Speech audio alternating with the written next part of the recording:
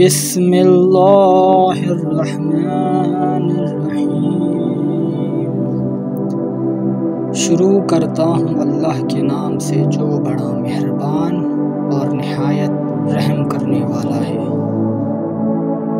میری جان ابا جان کے حوالے سے میں آپ تک 4 احادیث پہنچانا چاہتا ہوں، ملاحظہ فرمائیے۔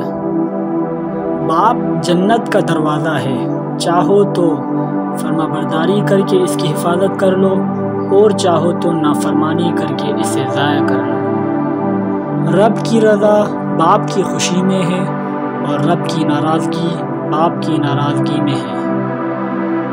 تم اور تمہارا مال تمہارے والد کا ہے۔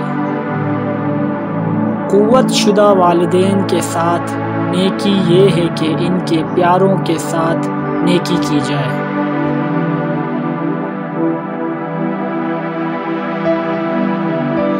امید کرتا ہوں کہ آپ سب ان باتوں پر غور و فکر کریں گے اور ابو جان کی دل و جان سے حفاظت اور عزت ضرور کریں گے۔